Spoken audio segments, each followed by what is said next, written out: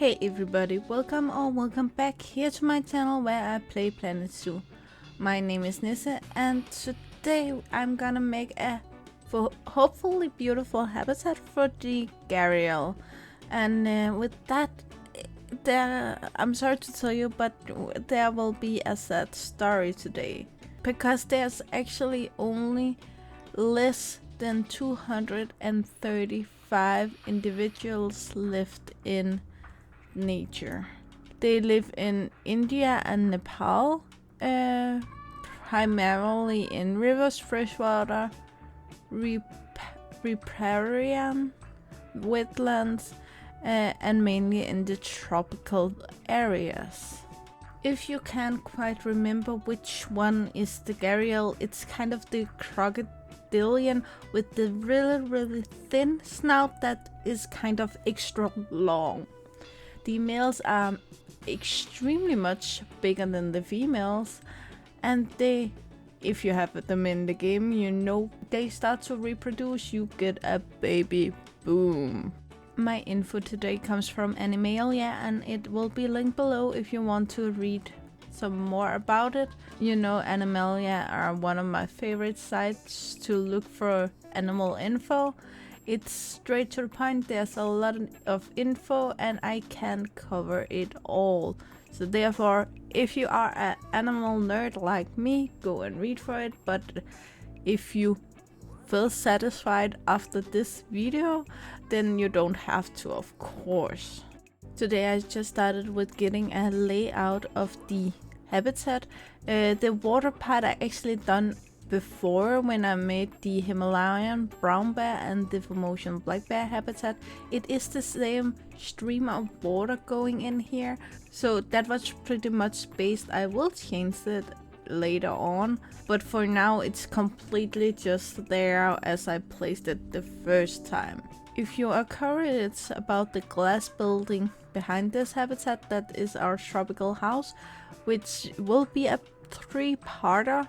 The first part came out last Saturday and the second part comes out this Saturday, and then the third and last part will be the Saturday after that. So if you want to be sure to know when those videos come out, then please go and subscribe to my channel. The two biggest difference between the Gharial and other crocodilians is of course the fact of the big size difference between the male and female, and the other part is the fact that though they are one of the biggest crocodilians out there, they have the weakest legs. Therefore, especially the males that can grow up to 250 kilos, that would be 500 pounds, won't actually be able to push themselves off the ground when they walk around, so they have to kind of slide, kind of, you know, when a baby are unable to crawl yet, then they push themselves forward with their bottom. The Gharial just do it on all 4 legs, but they actually can't lift themselves off the ground. They can grow up to 5 meters long. Again, the females are much smaller and they live around 29 years. The reason why I chose to put the Gharial right here is because we're still kind of in the Indian area, but also because of the main entrance. This habitat is the one you see as the first thing when you come out of the main entrance. Therefore, if I chose an animal with really tall barriers, then the guests would just come out to a barrier. This way they can actually see the entire habitat, but also look over the habitat and get a good view of the different height differences we have in the zoo. And they can see, of course, the doggy daycare, which again just is a tall fence, but it's kind of made in a way where I think it fits nicely when you see it over the Gharial habitat. And then of course it brings focus to our tropical house, our platypus restaurant, and our Australian house. So Gharials are actually also the most water-loving crocodilian out there. They spend so much time in the water, mainly because they have those big issues on land. So they actually only arrive on land for 2 reasons. One reason is for nesting, which they like to do in the wet sand just at the water bank, or for basking in the hot sun. They normally do that around 20 minutes at the time, and normally when they do that, they will bring their head up in an angle at 20 degrees-ish, so they can exhale the heat. The same way they actually on really hot days when they are in water, you will see them completely submerge themselves underwater, but again do this thing with the head tilt back about 20 to 30 degrees and stick their snout out of the water to get rid of the heat that way. If you are a bit confused about how much I work with this water, it's because according to Wikipedia they don't need deep water, but according to the Gharial itself, it needs deep water, and no matter what I did, it just wasn't deep enough. And when it was, they couldn't go down there, and then I fixed that, and then it wasn't deep enough. So I needed to work a lot with that. But at some time I just gave up, and you know what? At some point they just figured it out on their own, and it was fine. Yeah, maybe it was a glitch or something like that. It just seemed weird to me, but it worked, now it works, and that's the important part. Gharials, as many crocodilians, have this scary way of hunting. We all know it both from documentaries, but also sometimes from scary movies. Because it's just terrifying, the thing about just going down to the water and at some point something just attacks from below, and that is precisely what Gharials does.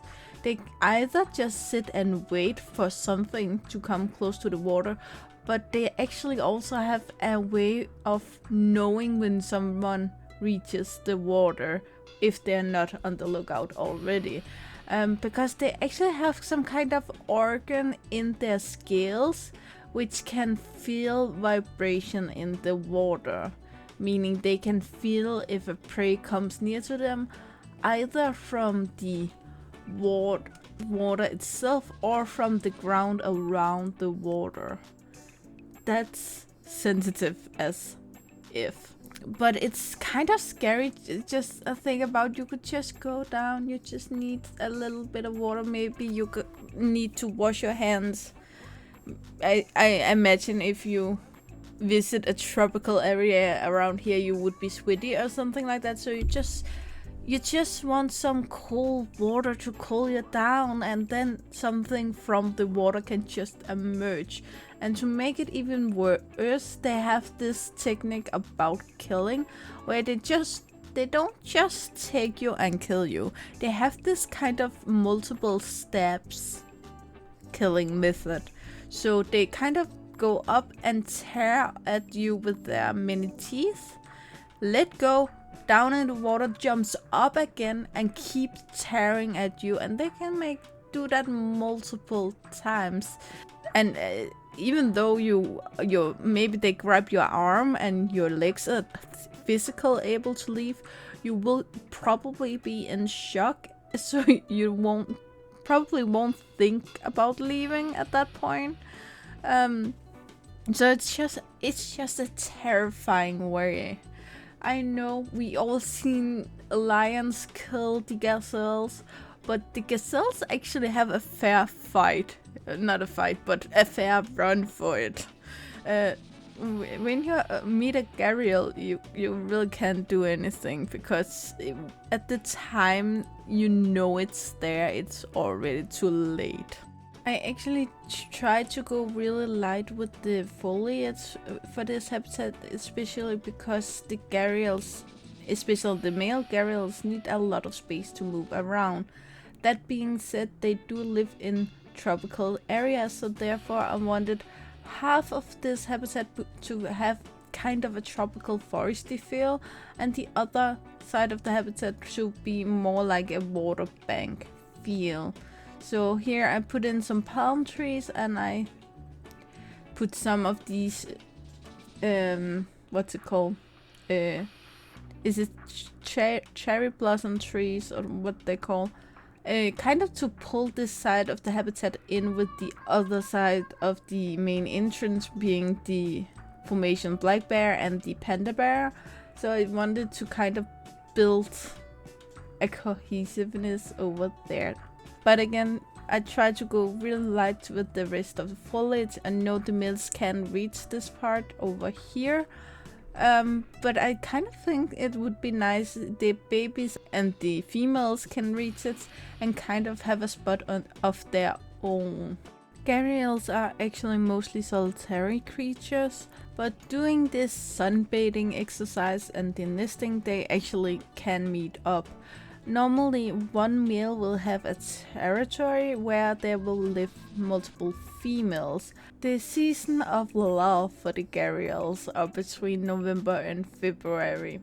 Here the male will, when he meets a female, actually follow her around. This is also the dry season in the area, allowing females to dig their nest in the sand bank.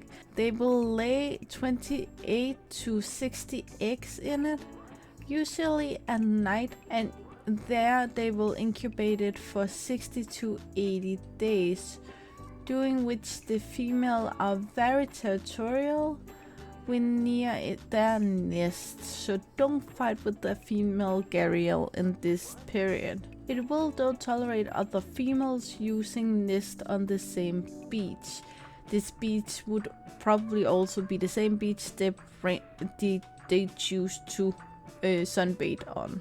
After this period of 60 to 80 days, the mom will actually hear a sound from within this sand nest, telling her it's time to dig her kids out again so they actually can get hatched.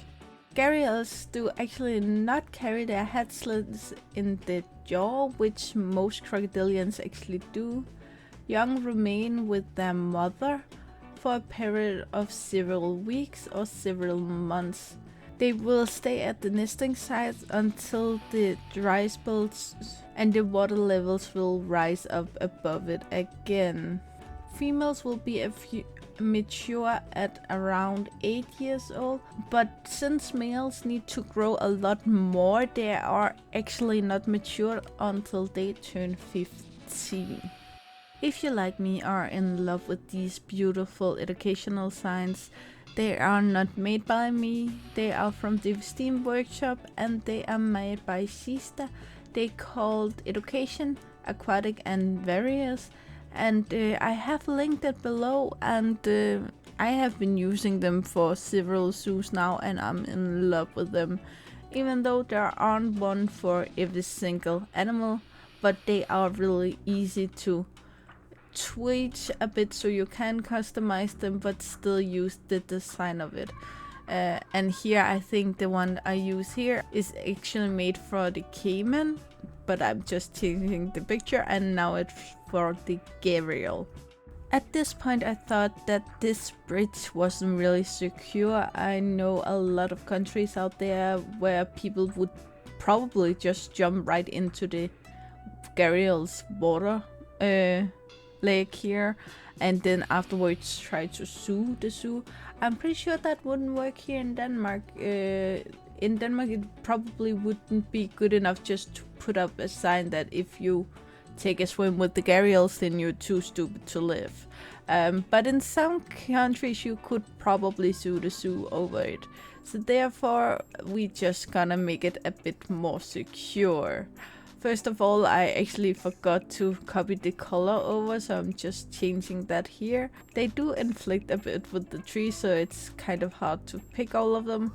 But yeah, it's actually, if you can remember the design, I use the same design as I use here for the lynx habitat, and actually a bit in a minute or two you will see that the roof part of this actually will be copied from the pygmy hippo habitat.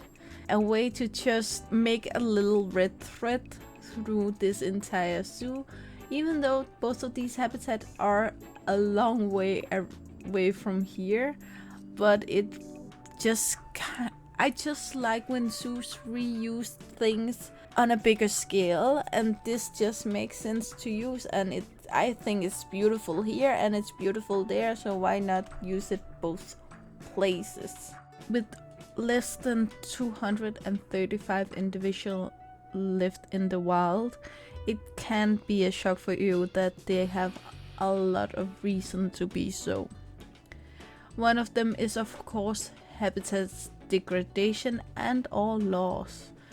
Of course they lose their areas, but also pollution in the water is also a big issue both for them but also for their food source. Furthermore, they fight with fishermen every day for the same food, and their eggs are used in traditional medicine, and the males are actually killed for their snouts, which is thought to have some aphrodisiac effects. If you are new here, I can tell you I have a thing about spreading the news about different sites where you can donate and help the animals. So I just googled how to help the gharials, and I found so many articles, but I also found the International Reptile Conservation Foundation site, which will be linked below, and I will say there are both the possibility of donating. You can also go in here and read a lot, but my video just ain't that long. So you can choose here to donate or go to the store, which of course I clicked on because I love funny merch when it actually goes towards a good project. And here they have t-shirts both from men and women, and also tank tops. They have journals, bumper stickers, baseball caps, water bottles, mugs, bath mat, shower curtains, duvet cover, it says. And just if you don't think they will send this to you, they actually had a link down here where it says they sent to Australia, Austria, Belgium, Canada, Denmark, Finland, France, Germany, Greece, Israel, Italy, Japan, Luxembourg, Monaco, New Zealand, Norway, Portugal, Puerto Rico, Republic of Ireland, Singapore, Spain, Sweden, Switzerland, the Netherlands, United Kingdom, and the United States of America. So I know everyone isn't here, but a big amount. So a lot of you guys can go in here and shop and donate towards helping the gharial. If you feel like it, again, you don't have to. If you don't want to, you can choose only to donate. You can choose to buy something. You can choose to not do any of that. I just want to tell you that is a possibility if you feel like doing something. A lot of the times when I make this video and I get all of this information, I just feel the need to do something. I will be honest to say I don't donate to every single charity I find, but I just feel the need to actually be able to do something, and I do donate to some of them. My 7 followers who I love so much and I'm so thankful for, know I love to spread these donation sites for helping the animals, and a lot of animals are just feel dear to my heart, and I know if you watch these videos, a lot of animals is also dear to your heart.